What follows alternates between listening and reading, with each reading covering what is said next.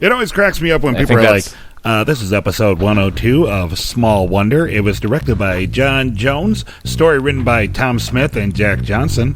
And fun fact, the director actually wrote episodes 4 and 5 of season 3. And it's like a fun fact. Fun fact. The director of this episode is also a known rapist.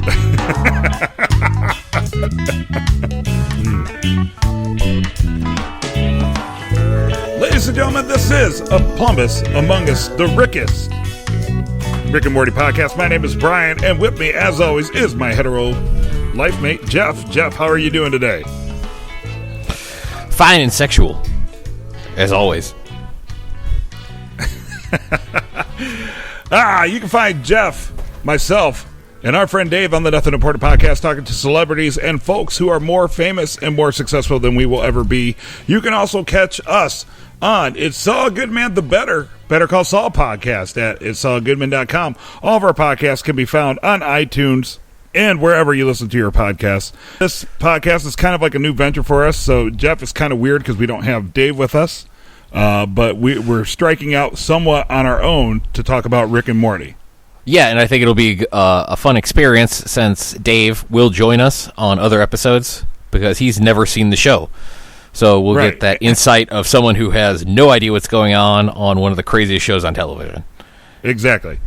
Before we get going, make sure that you download the TV Showtime app on your smartphone. TV Showtime, it helps you track the TV shows that you watch. You can rate actors, episodes, you can post on the forum, you can upload pictures, and of course you can find some of our podcasts there. The It's All Good Man podcast under the Better Call Saul section, and A Plumbus Among Us under the Rick and Morty section. So we're excited to be a part of it.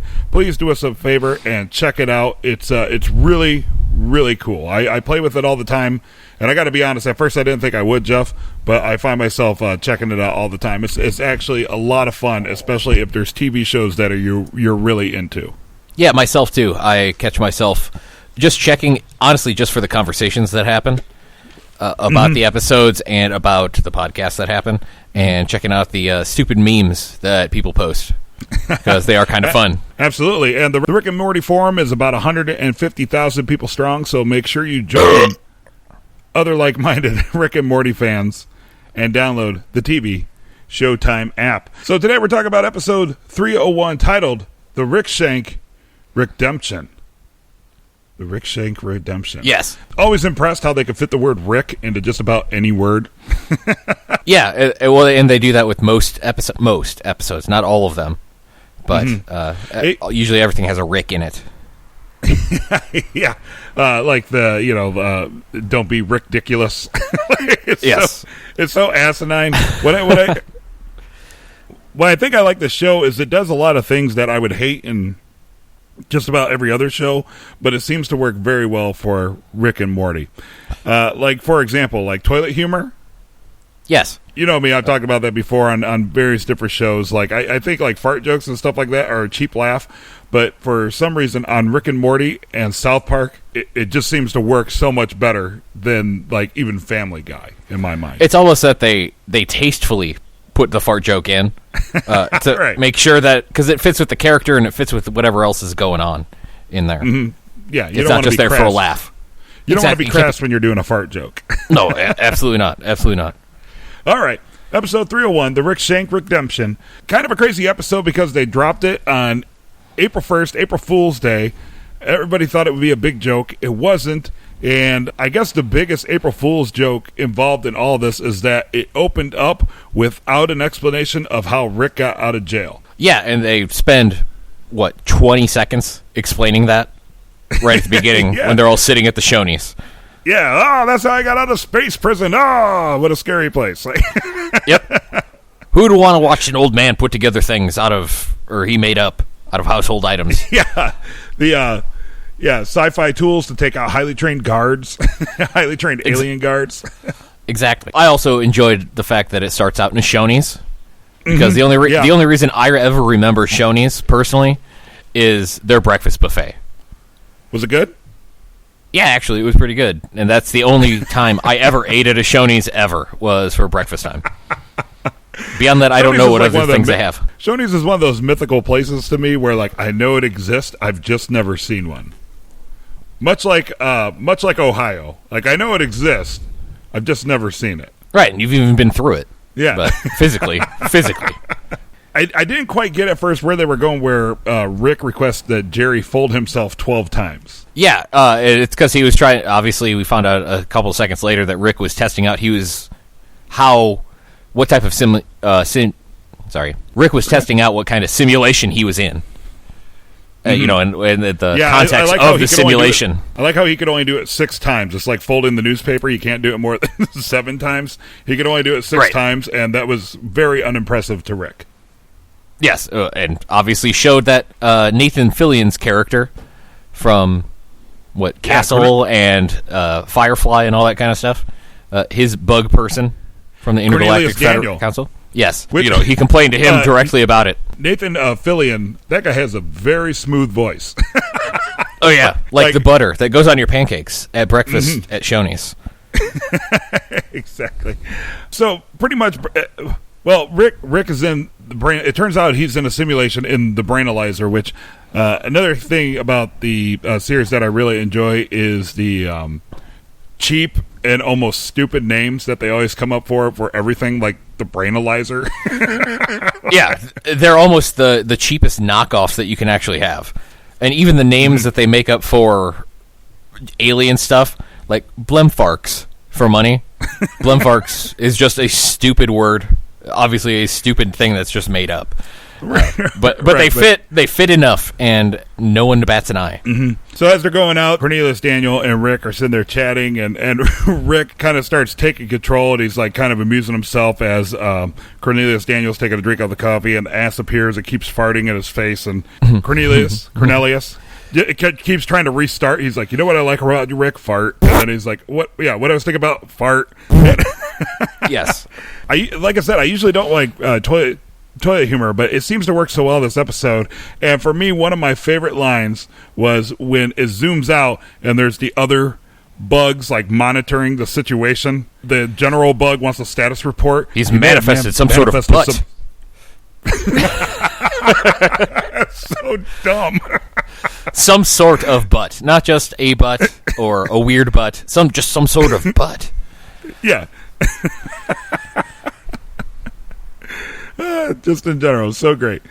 You know, I was thinking because this is a Plumbus Among Us, and I thought of several other names that this podcast could have been, like 97 Years, or like Shut the Fuck Up About Moon Men was another one I kind of bantied around. But some sort of butt would have probably been a good one too. But it would have to be pronounced some sort of butt. Yes.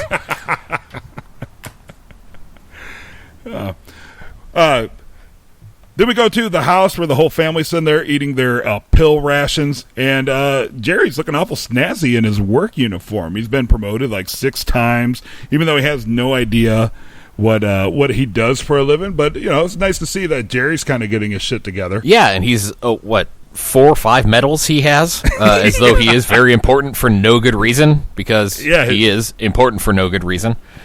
His shoulders are all square. He has purpose, man. You can see it. He's glowing. You can just see it in him. He finally has purpose. He has a confidence that he hasn't had in other episodes, because people believe in him to do nothing, essentially. Yeah, he has pretty much everything he ever wanted. You know, respect from his family, a job, no Rick, and I mean a fucking robot butler, Conroy. Yeah, and Conroy's very Mr. Belvedere-esque in his way he treats people, even up to when he forces the pills down Morty's throat. Very Mr. Belvedere move there. Beth starts telling Summer how she needs to respect her father because, Summer's like, oh man, Rick wouldn't put up with this, and they're all pounding the table. It's like, you need to respect your father. And she makes a comment that horses now live longer than tortoises. The Galactic Federation must really love horses if they made pills to make sure that they live longer than tortoises. Well, she's also shit-faced, so we can't forget that. She's shit-faced on wine. And then in a reflection of the first episode, Summer runs off with a stupid comment about why she runs off. I just want you to care if I run away yelling. Yes, exactly. Another correlation to the first episode that I noticed is in the first episode, they when anybody makes a point, they like kind of pound their fist on the table as well. Mm-hmm. Yeah, and it starts out again with the dinner scene, just like the first episode did. So this whole episode is a callback to the original pilot. Yeah, which is great. It's very well done. But do you think that, to me, when I'm sitting there watching it seems something about the character models themselves actually seemed a little bit better, like a little bit more refined than they typically were. I don't know if they're using like a new computer program to draw it or what, but I feel like the models have been refined just a bit. Yeah, and you'll see. I have noticed that, especially having watched the first season recently, that everything does go a lot smoother, but you see that with a lot of shows. I mean, you saw it on The Simpsons, you see it on South Park, as they get going and they actually have a budget because they have fans that, right. they update their animation style. You're making that sweet vinyl figurine collectible money. Oh, yeah. Which apparently that's all Barnes & Noble sells now. It's like they got rid of most of their books just to have shelves and shelves of vinyl figurines. Well, that sounds profitable. What a great business model to switch from books to action figures and have an entire store just dedicated to collectible action figures. Mm-hmm. Yeah, smart move, especially in the internet age, man. Exactly. Amazon taking over. Back at Shoney's, the bugs are trying to reason with Rick and want to visit his memories. Rick, kind of like smart ass, gives him the choice, like, what do you want to see? Like my first boner, or or when I invented interdimensional travel, and his little flappy doodle started twitching. Yeah, he was aroused. Yeah, he was definitely aroused. Yeah, yeah. I love how matter of factly it was too. Like it's arousal. The whole tough titty line was great too. Which is going to break first, myself or the titty? Yeah. Or I love the two memories that sandwiched the portal gun creation, where he was on 9/11, and his favorite sports blooper. And there was actually a lot in the background there. Just some things I noticed. The team on their jersey is just named Team. It just says Team. Right. Well, it's a generic sports blooper, and you can tell it's not even that funny. So I question Rick's sense of humor. If that's his favorite one, I mean it's actually pretty bad as far as sports bloopers go. Yeah, because it's just one guy trips over the other, the ball bounces off the ground and lands in his glove. There are so much better sports bloopers. Yeah, exactly. I would expect more of Rick, but then again, Rick's probably not a sports fan, so maybe he just sees them here and there. I made it a point to listen to the episode 2 with a pair of headphones on as I was watching on the train, and I kept rewinding the part where it zooms out and 9/11 Rick is watching 9/11 on TV, and I believe he says something to the effect of, they're going to use this to take away our freedoms, right? Freedom. Is that what he says? That's what I got out of it, too. Yeah. Because he's grumbling the whole time, and you can't really hear it over the dialogue, but yes, he, I guess, effectively predicts, if you want to call it that they are going to use 9/11 to take away our freedoms. Next, we're in the garage with Summer and Morty. Summer's kind of freaking out because she wants Grandpa Rick back because to her, he's a hero. She starts saying, there's got to be a lever around here somewhere. She sees dead flies on the workbench, and turns out she was spot on, man. She was there. She just didn't have the right combo down, which seems absolutely insane, but she was 100% spot on. Yeah, it's also something dumb that you wouldn't even think about. What gets me is the evolution of the Summer. How she, at the beginning, she was totally a non-character, and then as she's slowly introduced to the odd world of Rick and Morty's adventures, now this is her life. Right. Whereas Morty just kind of wants the hell out of it. That's good observation. One of the things that I really like from the beginning of the show is, for some reason I had it in my head, this would be one of those things where like the grandpa takes the grandson on adventures, but they somehow manage to hide it from the entire family. Yeah. But instead, it's very much out in the open that they just go on these crazy space adventures, and it's just generally accepted that all of this is possible. Yeah, and it's, with the exception of Jerry, it's okay. Right. That it just kind of happens. Right. So I think that's like a lot of the charm of the show for me is they don't treat it like it's, they leave at the beginning of the episode, come back, and nobody's the wiser. I like the fact that it has, like, quote-unquote real-life repercussions, and everybody's aware of what's going on. I think that's one of my favorite aspects about the show. Right, and nobody dies except when they die, and then they have to be killed in a different dimension. Another thing I noticed about this episode is Summer's hair gets mussed, and there's some bangs that hang down and stay like that for the rest of the episode. And since I always notice little stuff like that, I wonder if that's going to be part of her character model going forward, if that'll just be like a slight change to her, is the hair like kind of drooping down on the side of her head. Yeah, as though it's kind of like an evolution of her going forward, just like we mentioned earlier, the evolution of her wanting to be with Rick. It's that same piece going on in there. Morty reminds Summer that there's a dead Rick and Morty in the backyard using ghoulish overkill. Ghoulish overkill. And Summer heads off to dig. The scene cuts, and Rick and Cornelius Daniel are driving. They stop by McDonald's, get the Szechuan sauce, pull up to his garage. Now it looks like apparently we are going to get the origins of Rick. And I like how he just nonchalantly, for whatever reason, just mentions, like, yeah, I used to wear blue pants. Right. It was also fun to me, like, when they switched to that right before when they leave Shoney's originally, that they say, Rick, make sure to mention I'm driving, which means that he knows that he's already in control of the whole simulation. Nice. Not that he's actually driving the car, which he is also. Yeah. So that brings up a good point, because before we move on to the next scene, well, I'll get back to that in a second. But yeah, driving, that's a good point. So I'll get back to that in a sec. Then it cuts back to the front yard, or back to the backyard. Morty and Summer are digging, and Summer retrieves a portal gun from Rick's skeleton, who still has spiky hair. His skeleton does. Well, hair doesn't decompose on a body. I guess that's true. It's still styled, though. I like how it's still styled. Well, it's because Rick's stylish. Probably uses a lot of gel or something. This made me think back to you have a love affair with movie series we all know and love, Back to the Future. Absolutely. And there's always a discussion among the three movies how at any given time how many DeLoreans there actually are because of the hopping back and forth. Yeah. So, do you think that there will be a similar thing in Rick and Morty? Because, she pulls up a portal gun, right? So, like, conceivably, there could be two portal guns in one dimension. Well, we've seen, obviously, later on in that scene where they're watching the, quote, origin of Rick, that another Rick shows up with a larger, obviously, older model portal gun.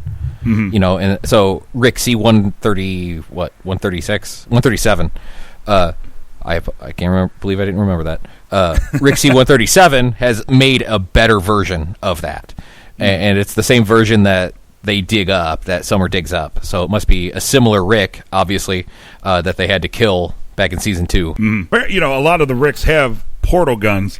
I guess I was just trying to think, is it possible for there to be two C-137 portal guns in the same dimension? I would guess it's probably... They were running on parallel kind of time, which is why the worlds were so similar. So, Rick C-137, and I forget which dimension it was that they had to kill, that Rick and Morty, but they were running along such similar timelines that they were just as advanced together. That'd be my guess. Well, hopefully somebody out there could provide us with a theory. What I'm kind of hoping for this is that people eventually start drawing like graphs and crazy shit like in Back to the Future, and we just get all these the 8 timeline theory. If you've ever seen that graph online. No, it has to do with every single time that the DeLorean jumps backwards in time creates a new timeline, because now you've changed the future by going back, and every little thing you do, you have a butterfly effect. And I believe it was either 8 or 12 times the DeLorean goes back in time at some point. Which then causes a skew in the timeline, even though they might end up looking similar. Technically, it's a brand new timeline because now all the events have changed by the new people showing up. So gotcha. The same thing could happen in Rick and Morty if they're manipulating time when they're jumping through dimensions. But they don't really manipulate time at all, do they? They just kind of it's because I thought I remember seeing like an interview or hearing an interview or something where they said the because if you look in the garage, there's a box that says time travel stuff. And it just looks like a bunch of junk in the box, and the producer's reasoning for that is because time travel creates so many issues with trying to keep track of everything, that in that universe, time travel has just already been deemed unfeasible. So like all the shit in the box will just stay in the box because it's not even worth looking into anymore. Well, I think it's also a callback to the original Rick and Morty things, because the original Rick and Morty sketch that got it to go to pilot was based on Back to the Future, which is a time travel concept. Conroy tries to confiscate the portal gun from Summer and Morty, and very clever, using the portal gun to try to escape, and they go through the portal, and they end up going back to... It's a dimension from that they went back, and that's where they were originally from and had to kill the ones. Right, okay, so they go through the portal in the ground, and they end up back in, which I guess is now just Cronenberg World. Yeah. Which I guess would be like maybe C-137, but it's Rick from C-137, but we don't know if he's originally from that timeline or not, so I guess the most accurate way would be Cronenberg World, right? I guess that's an easy way to describe it. I would, since both the Rick and Morty define themselves as Rick and Morty C-137 to officials, if they originally came from 137 and then ended up destroying that timeline and then going to a different dimension, that would be where everyone's Neanderthalic, and that should be dimension C-137. Cronenberg World should be C-137. Okay. Yeah. Okay, so but then there's always the possibility that they had done this before, because Rick made it sound like he has done this before. So I guess there's no real guarantee that is C-137, because although the Rick we follow is Rick C-137, it's kind of hinted at, because it's kind of hinted at that he's pulled the move before, where he, like zaps into another dimension that's so similar to his own he can continue with his life. So maybe exactly. Okay. So maybe we'll just go with Cronenberg World. Plus, that it's works. just kind of funny to see Cronenberg World. Yes. So they go to Cronenberg World, and then they drop through briefly to Butt World. I guess I don't just really for a minute. know. Yeah, just for a moment, just to say, hey, this was the thing at one point in this series. Bunch of asses. Episode 101. Yep. Yeah, see, again, another callback, I guess, to episode 101. Saw the Butt World. Conroy pulls him out. And, of course, there's the classic, Conroy looks like he's going to kill him. And then from somewhere off screen, our heroes are miraculously saved by an as of yet unseen person. And it happens to be Barbarian Summer, I guess. She's kind of buffed up. That's a pretty good description. Who also owns the pink top. Yeah. So even in dire and extreme circumstances, women could take time out to admire each other's fashion. Yes, exactly. Or judge each other. Yeah. Pretty much judge each other. Totally. Always judging. Always judging. Cuts back to the garage. Rick explains to Rick about becoming the infinite Rick, and since there are infinites of him, that would make him the most powerful being, or at least the most intelligent being in the universe, because there's essentially no end to Ricks. Right. Mm-hmm. And that leads the Rick that showed up to explain how he could be infinite Rick to be threatening, and pretty much set the whole course for the if this is a true origin, which we don't even know that, right? Since it turns out to be a simulation by Rick. That it kind of loops in on itself, that Rick creates Rick by being Rick. Right, yeah, because he's the first and last person to create interdimensional travel. Right. I like the Rick that we follow, I guess, C-137. He's standing in the background, kind of pinching his nose. Throughout the series, they sprinkle little bits of humanity in Rick, even though he's like a giant asshole by all accounts. But they like to sprinkle a little bit of emotion there. And I was like, oh, he's actually really upset. But then when you find out this is all just a simulation and a made-up origin story, the second time watching it, he's sitting there with pinching the bridge of his nose. And I was like, oh, you know what? Like, maybe he's just concentrating really hard because he has so many balls in the air just trying to get the story straight. Yeah, and I took that away too. Later, though, a few moments later, when the bomb eventually drops, when the other Rick drops the bomb and kills his wife and Beth from that year, Diane is his wife, you do see him in the background drop to his knees, as though that is something that affects him. You know, he didn't want to see that. So, again, that shows that piece of humanity that he did not want to see such a terrible thing happen to his family, because deep down, he does care about Diane and Beth. We're back to Cronenberg World, and the family breaks the portal gun because it smells of Rick. And they want to keep Morty. I guess that's good. Get their Morty back. But they want to kill the additional Summer. Of course, the Council Ricks hop in just in time to save them. And I love when, I guess, the Feral Smiths are all frozen. Yes.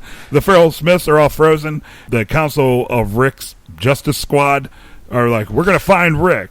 And it's like, SEAL Team Ricks. No, this isn't SEAL Team Ricks, because this is the Council that it's like their guard. It's like yeah, but it's they refer to themselves as SEAL Team Ricks. No, I thought SEAL Team Ricks is when they were all Rambo'd out at the end of the episode, because these guys mentioned that they're going to send SEAL Team Rick. Well, maybe is that actually SEAL Team Rick? And then they're just in another uniform? I thought that they called themselves SEAL Team Ricks. I wrote it down. Maybe I'm wrong. It's very possible.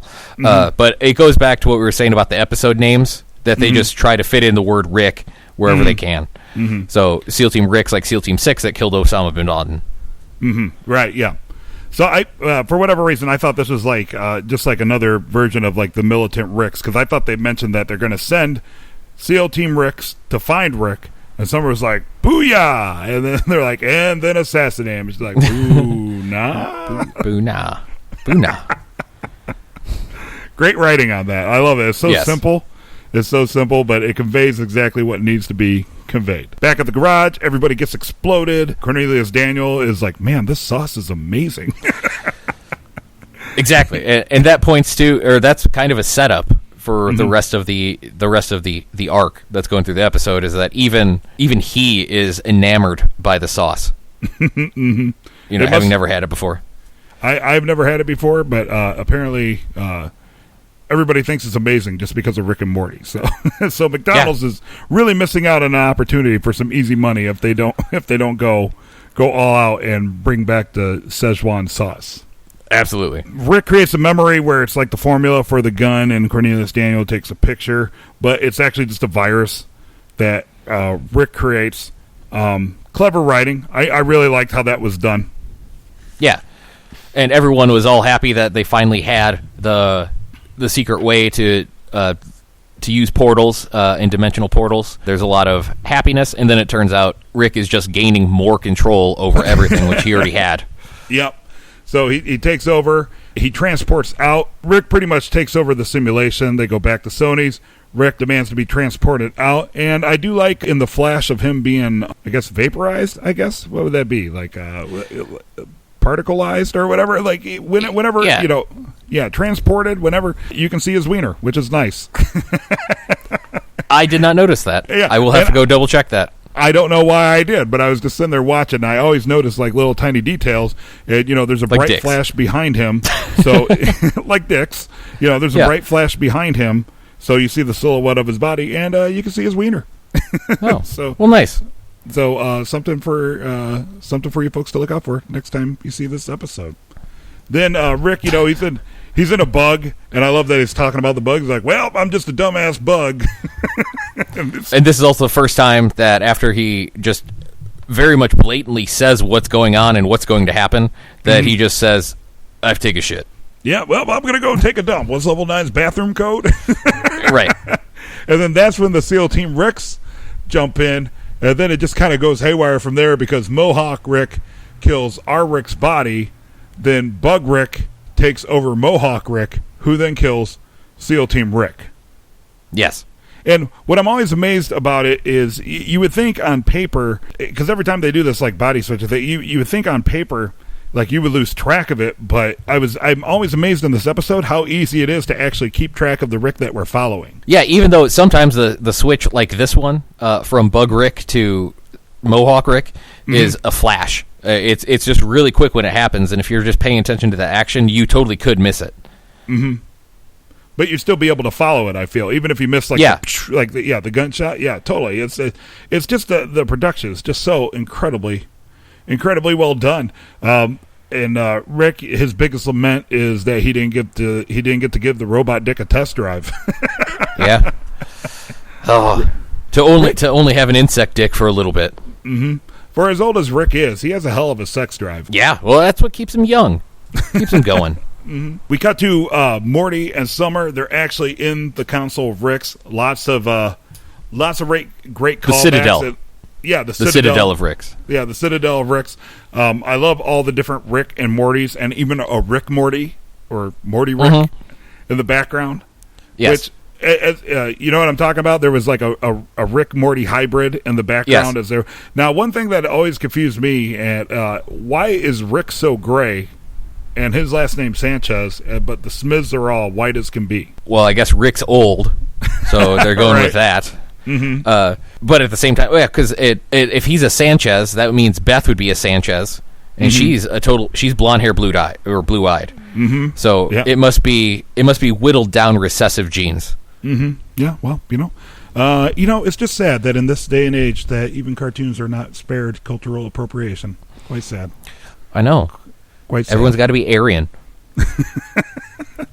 I love the line, Ricks hate themselves the most, and our Rick is the most himself. That just really stuck with me. I was like, wow, man, some of the writing is so fucking good. It's like people try to compare Family Guy to South Park, and I think those are two just totally incompatible comparisons. South Park is so far and above and beyond the writing of Family Guy that outside of maybe some use of crass humor, that's not even a fair comparison. But yeah, exactly. I'd say Rick and Morty is closer to the level of South Park than Family Guy would ever be. Yeah, it's because it's more calculated jokes or calculated humor that goes on, whereas your Simpsons nowadays and your Family Guy is all non sequitur humor, coming out of nowhere. And granted, Rick and Morty has their fair share of coming out of nowhere with what's going on, but it still seems to just flow together. Yeah, it's just well done. Testament to the folks that wrote it. Mohawk Rick zips himself into, I guess, Captain Rick, who is apparently Commander-in-Chief of the Citadel of Rick's Militia. Which, fantastic title. It's good to see, moving up. Yeah. Yeah. That'll do. Yeah, in a weird way, Rick is actually very much like Unity. in this episode, yeah. I guess in a way, she's kind of a hive mind controlling multiple people, but there's so many Ricks, and Rick has been in so many bodies. There's a lot of body jumping. Oh, that's what I was talking about, like jumping around with the bodies, like Unity in the Unity episode. It's easy to keep track of what's going on, even though it's one person jumping from body to body. Like just the way that they present it and the way it's so well written that you don't get confused at all. And I'm just kind of in awe at that. I think that's very admirable, and I think it's impressive. It's very impressive. Yeah, everything's smooth and boarded out well. If you want to call it that. Yep. Summer and Morty are having a hearing before the Grand Council of Ricks, and we see Lawyer Morty, who just kind of sucks. He's the court jester, essentially. He's just there because he's fun. Yeah, look at him go. Lawyer Morty also has an affinity for Pogs, we find out. Yeah, I remember Pogs. I still don't know how to play them, and I didn't know how to play them back then, but man, everybody had Pogs. Some people even had Pog makers. Yeah, because it means you cut out a disc out of cardboard. And there was the Slammers. Remember there was the Slammers, and it was pretty much just like a 6-inch long cylinder of plastic? Of whatever the fuck, or it was just looked like a normal Pog, but was made out of metal. It looked like a big $50 coin. Or something like that. Yeah, I think stupid game. Basically a stupid game. So they're in front of the Council of Ricks, and they're being judged, and then Morty starts to vent that he's really trying to protect Summer, and that, Rick should not be Summer's hero, as she's made him throughout the past few episodes. Right. He's not evil, but he shouldn't be your hero either. Right. He's some kind of fucked up god or something. Right. And then the line, if you think he's dead, he's alive, but if you think he's harmless, he's coming for you. Exactly. Yeah, Rick's a badass. He is. Then we catch back up with Rick and his escapades from taking shits and causing havoc. And he's still Captain Rick, and Captain Rick teleports the council into the space prison. Very Watchmen comic book-esque. Yeah, like right into the middle of it, Manhattan style. Yep. Blows, just murders everybody, but you get to see some more great Rick and Mortys. You get rest in peace, Hammer Morty. Yes, human shield Hammer Morty. Mm-hmm. Yes. But you also got to see Pluto Rick. Which yes. is who also met an untimely demise. So let us never forget Pluto Rick and Hammer Morty. Yes. Yep. Our Rick, so Rick and Morty's dying everywhere. Chaos is ensuing. And finally, the Grand Council of Ricks all have themselves locked in a room. And unbeknownst to them, our Rick is among them. They're trying to figure out who's going to take who as a hostage. So the main guy kind of seizes Summer, and they could play Rick Laser Scissors to see who gets the Morty hostage. Right. And that's when it's the grand reveal that one of them is actually our Rick. And I love how with one fell swoop with his hand, he could spike his hair. It goes from a mohawk with shaved sides back to complete spiky full head of hair. This creates a standoff, and after the rest of the council Ricks are murdered by our Rick, there's I guess presumably would be the head council men of Ricks. I'm not really sure what his the Grand Ricks. Yeah, there you go. The Grand Rick has Summer. The standoff ensues, and I love how they banter back and forth about how the Grand Council Rick is going to die, but he just keeps mocking Rick for loving his grandchildren. Right. And we also need to point out that Rick gave Morty a gun. Oh, yeah. Yeah, he gave him a gun. And I did see on that, I did notice that there was something on it, like a bandage. There's the note where it says, during standoff, shoot me. But when it had that little brief scene where he handed it to Morty and he's like, here, take this, I thought it was like a bandage for some reason. And it just had a weird thing on the side of it, a weird flesh-colored thing on the side of it, yeah. Yeah, I thought it was going to go into this big thing, how the gun is going to fall apart or something like that. But no, I love how this is yet another time where Morty coincidentally, basically what's going on is everybody starts attacking Morty because it appears as if Morty has fucked everything up. And everyone starts coming down and berating Morty. For being an idiot and giving away the master plan. Mm-hmm.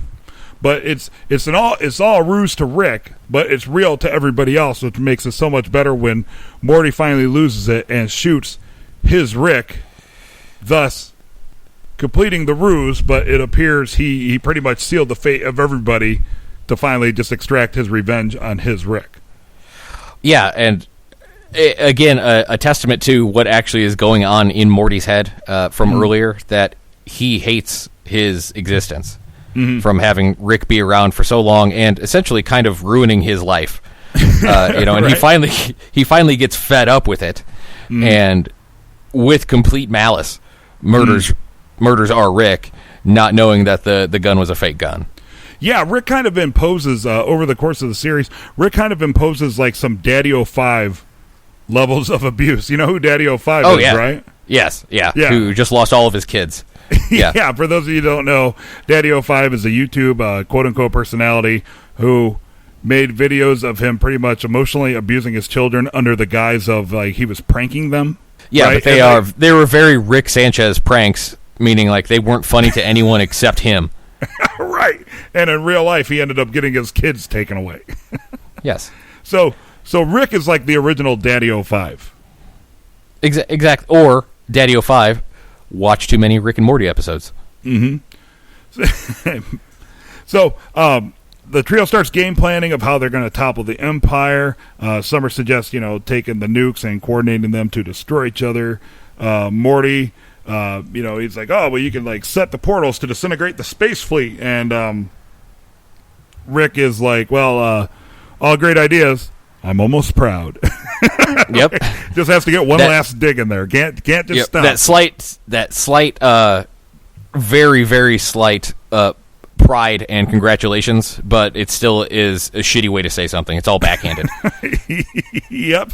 And essentially what his grand plan is that he's just going to make the Empire's money worth absolute zero.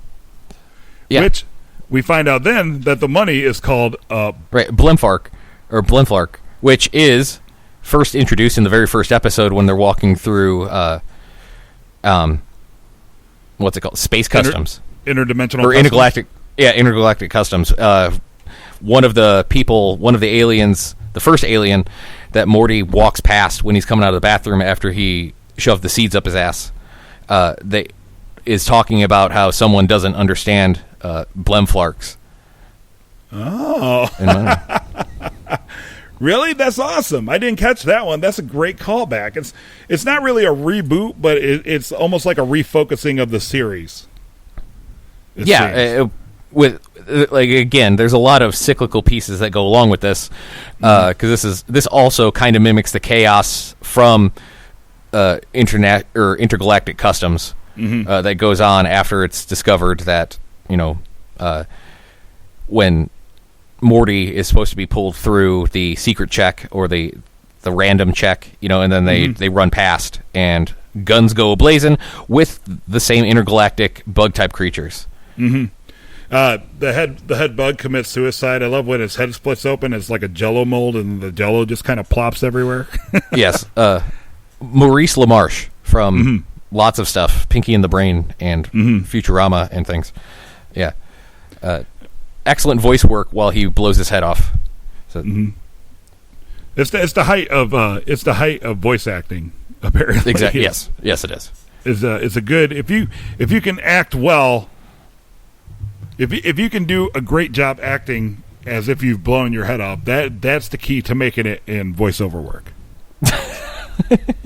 So the new classic line, I can answer that for money. That's as they're discussing like where they go from there, and they're still trying to like fall into their own old roles and or their own. They're still trying to fall into their old roles because it's just kind of all they know, and It makes such a great point because really, everything is just all about the money, dude. Yeah. All about the money. And it was, nice parallel there to the Lehman Brothers collapse of 2008 when everything just kind of went to shit all in a moment and everybody started running around panic. And I was there that day. I wasn't like working for Lehman Brothers, but me and my wife were in New York City and we were walking along. And Lehman Brothers had this giant building, and it was all like green neon on the outside, like kind of like something you see in Vegas. But as we walked up to it, there was people running out of there with boxes full of papers and computers and files and briefcases and plans. It seriously looked like this scene, and we didn't know what was going on. We because like this is like 2008, so 9/11 was only like 7 years before, and you're in New York City, so there's always there was that air of tension there for a while there for like the first 10 years afterwards. And my wife and I we walk up on this and we're like, what the fuck is going on? Was there like was there a bombing or something? And then we were there just as all the ATF and all the federal agencies kind of just all pulled up out of nowhere and formed a perimeter as the people working in Lehman Brothers were looting the building. So it was a bombing of a different type. It was a financial bombing. Yes. It was a financial bombing. So so even though this is a sci-fi show, I witnessed in real life that's exactly how people react when everything becomes worthless. That's exactly how people act. I was right there and witnessed it with my very own eyes. Well, congratulations to see the very downfall and animalistic tendencies of humanity. Mm-hmm. Yeah, it was it was a good time because then we went to Potbelly Deli, got some meatball sandwiches, and continued our walk up Manhattan. It was nice.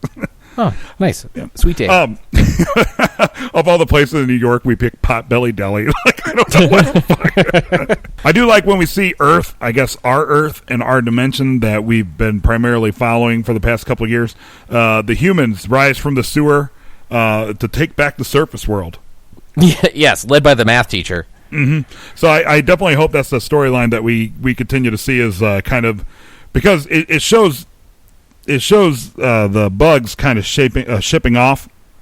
Right, all of the buildings and spaceships and things are just starting to take off. Right, as Jerry crawls out of his office because he's a huge pussy. Yeah, I like. He just kept crawling and it worked. Yeah, which is essentially the story of Jerry's life. Mm-hmm. Yeah. I like to see, because there's got to be some stragglers, even though all the space people have taken off. So I'd like to see like a B storyline of like these like vigilantes of characters we've already seen, like Principal Vagina, no relation. No relation. Like leading some sort of like resistance against like kind of becoming like a hit squad, like tracking down the remnants of the government. Right. I honestly see it as next episode 302. Everything's just back to normal. You think so? In sort of a true Rick and Morty fashion, it was everything went to shit. So this timeline Earth, or this dimension's Earth, just kind of goes back to normal because they're no longer on the Blimplark currency. Mm-hmm. They switch back to United States dollars and such. Yeah, well, it'll be nice to see how the landscape changes too, because since the party at the end of season 1. Gradually over time, you saw like the crack where the house was pulled out of its foundation, kind of settle back into the earth, but it's still askew enough, because like that first episode back, it was still, it obviously continued on the same day, but then throughout the second season, like you can see it kind of become a little bit less scarred, but it was still there, like so when the crease in the lawn disappeared, there was still a crack, in the driveway and the sidewalk showing that. Yeah. So it'll be interesting to see, the continuity of the show is amazing. So it'll be great to see how everything evolves from here as far as the scenery and even like just the culture of the people. Yeah, like I said though, I'm just predicting that it just kind of goes back to normal because it's an easy ride out, just like explaining how Rick got out of prison. It's just an easy ride out. Mm-hmm. So we pick back up. Jerry and Beth, have another moment where they kind of like not really rekindle, but rebond because they're not really sure what happened. They just know that Jerry kept crawling and it saved them, and like everything has once again changed in their life. And of course, Rick, Morty, and Beth just kind of come through the portal, and very nonchalant. Yeah, very nonchalant. Nobody gives a shit. They're just like, oh, okay, well, they're back. That's cool. Yeah, we just destroyed the galaxy. We just destroyed the Federation. No big deal. Yeah. Guess who took out the Empire, or whatever he says. Mm-hmm. And he starts making demands. He wants beer, and then he wants like tequila or something like that. And vodka. Jerry starts telling him no, and he makes some pretty solid points about why Rick shouldn't get his way anymore. Like it's pretty much him or Rick, and I mean that's coming from Jerry, that's pretty solid point.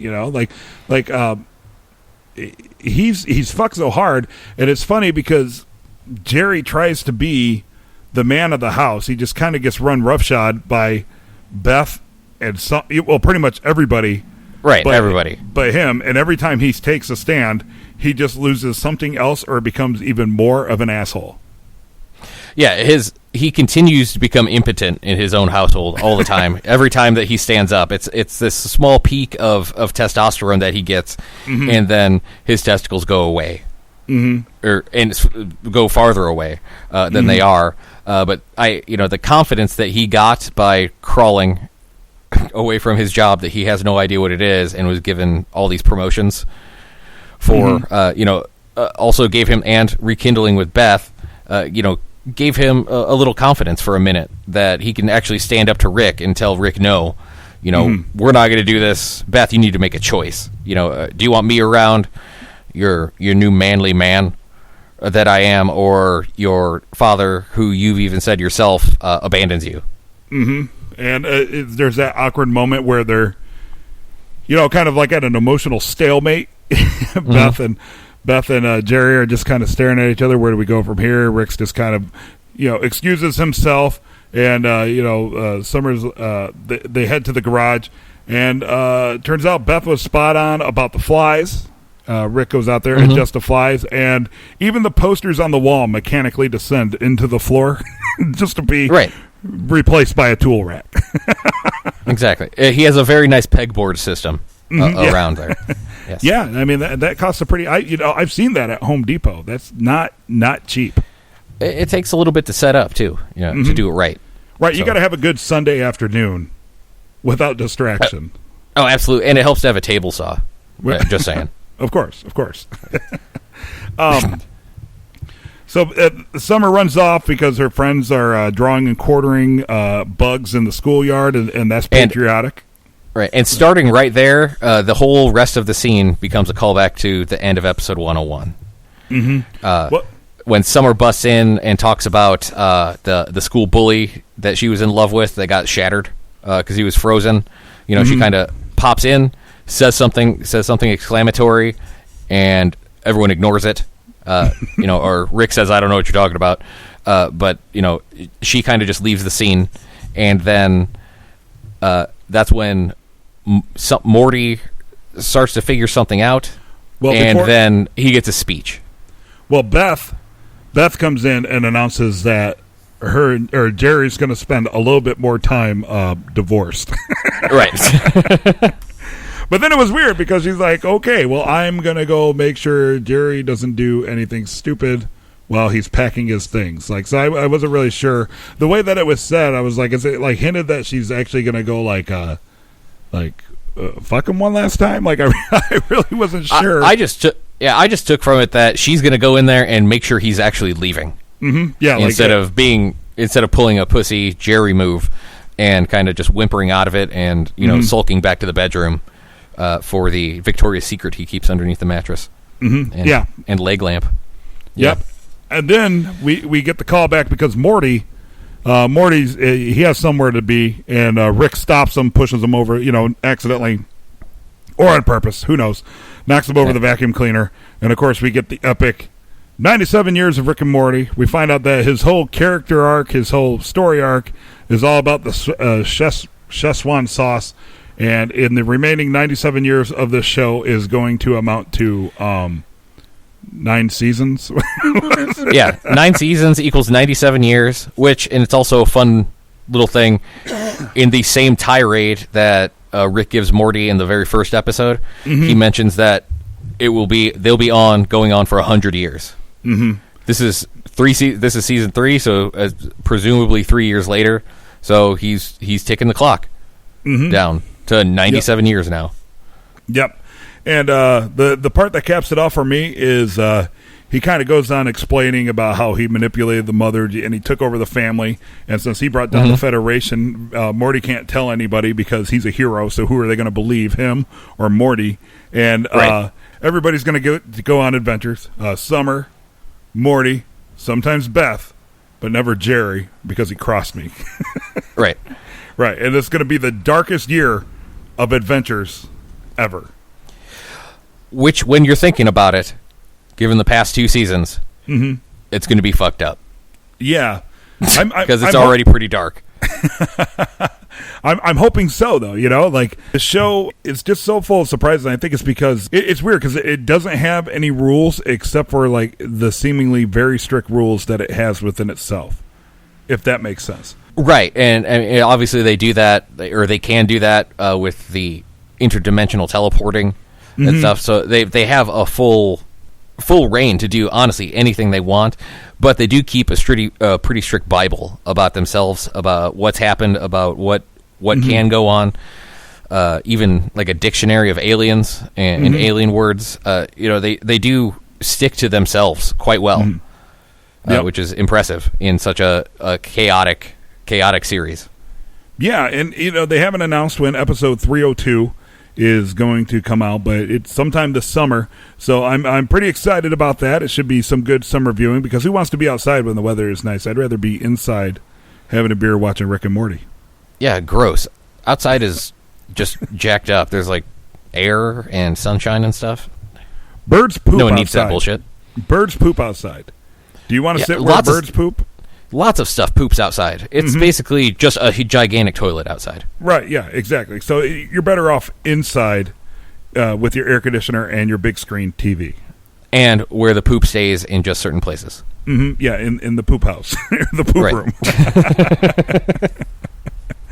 Well, so yeah, 301 initial impressions. Man, I probably watched it like 5 times now. Just an absolutely great episode.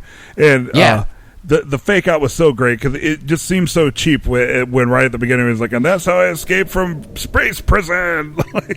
Yay! Yeah.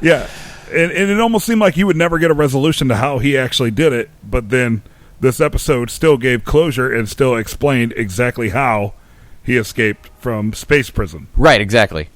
Whether you realize it or not. And it honestly took me a viewing or two to put that circle back around. Yeah, because I think it flows so naturally, because after I watched it the first couple times, maybe it's because I'm dense, but I was just like, well, okay, well, maybe at 302 they'll finally show how he really got out of space prison. And I'm like, son of a bitch, they did show how he really got out of space prison. He teleported the Council of Ricks into it and destroyed everything. Yeah, exactly. Right. So, and I also didn't put that together because I took it as a classic Dan Harmon just throwaway at the beginning, and they're just going to say, fuck it, we don't want to dig into this because we have a new story to tell. And really, like within the first 10 minutes, it shows how he escapes prison, because the whole point of the flashback was to establish that he took control of the brainalyzer, and that's how he escaped prison. Yeah. So it's great, but I think that's just like, again, a testament to the writing, because you sit there and you watch it, and like you kind of get what's going on, but everything seems so natural that there's nothing that's pointed out specifically, so you can have like these little like brain lapses, because it doesn't like hit you in the face. Right. You really kind of, even though it's a cartoon, you have to pay attention if you really want to get down to the story of it. And I love shows like that you actually have to pay attention to a little bit, because you can pick up new things every time you watch it. No matter if I've probably seen it, 5 or 6 times, hell, 3 times on April Fool's Day, just back to back to back. But every single time you watch it, you can pick up on some little nuance, some little callback, some little foreshadow that you don't even think is going to be there. I always pick up on like the throwaways that are obviously recorded just because they need to fill some background noise, like when the Citadel of Rick is in the room with Morty, Summer, and the rest of the council of Ricks, and he announces, "It's C-137, guys," and then it's like a murmuring crowd of Ricks. If you listen to it, the stuff that they're saying, they're like, "Oh no, like he's gonna get us. Watch out for him, guy." It's like so generic, and not even well acted. It's just obvious that he just kept saying a bunch of stuff, and they just layered it over and over to create the murmuring Ricks. Right, to make the sound of rubble, rubble, rubble, rubble. Yeah, it's just like, oh no, he's gonna get us. Oh no, guys, what are we gonna do? It's like without any real emotion or feeling. It's just there. Absolutely love that about the show. So absolutely excited for episode 302. Make sure to subscribe to A Plumbus Among Us, where Jeff and I will talk all things Rick and Morty. We got a lot of fun things lined up. I am currently working with some people, maybe get some giveaways, get some of the creators and actors on the show to call in. We'll chat with them. I'm excited to do this with Jeff on the second mic. Usually it's me and my buddy Dave, but this is me and Jeff's first podcasting together. So, Jeff, pretty excited to do this with you. Yeah, me too. It's fun to be able to talk. Yeah. So, those of you out there, please make sure to follow us on Twitter at A Plumbus Among Us. You can go to our website, nothingimportantpodcast.com. That'll give you a link to everything that we do. We have so many podcasts going nowadays. It's ridiculous. We have Nothing Important, It's All Good Man, which is actually 2 podcasts because we have Preview with a Prior. But then if we get an interview, sometimes that could be yet a third Better Call Saul podcast. Then, of course, we have A Plumbus Among Us. Sooner or later, we'll probably get a legit website for this specific podcast. In the meantime, subscribe on iTunes, subscribe on Google Play. You can find us anywhere that you find podcasts, particularly the TV Showtime app, where you can join the discussion, rate the episodes, rate the actors, upload memes, and chat and interact with over 150,000 other Rick and Morty fans. It's just a great app, and we're proud to be in partnership with them and doing the Rick and Morty podcast. Absolutely. And next up, since we don't have any episodes coming up, or we do, but we don't know when they're going to air, we're going to start back at the beginning. And we'll probably bring on Dave, who has not seen the show, as a third mic, so he can experience it from the beginning with us for the first time. Right, it'll be kind of fun, right? Because like I've watched probably every episode of Rick and Morty at least 3 or 4 times now, and it's going to be fun to have somebody come in green to such a layered TV show. Because I feel like even though I've seen them multiple times, I'm still seeing new things. Absolutely, yeah. Just like I said before, it's one of those things that has rewatchability because there's just so many things that are happening in the background, or you can pick up as foreshadowing if you've already seen the episodes. Yeah, it's a very well-written show. Absolutely. So, can't wait to share that with you guys. Please make sure to send your thoughts, your impressions, your ideas. Tell us why we suck. Tell us why we're awesome. We're all good with that. NothingImportantPodcast.com. It'sAllGoodman.com for our other shows. And until then... Shut the fuck up about Moon Man. Yeah.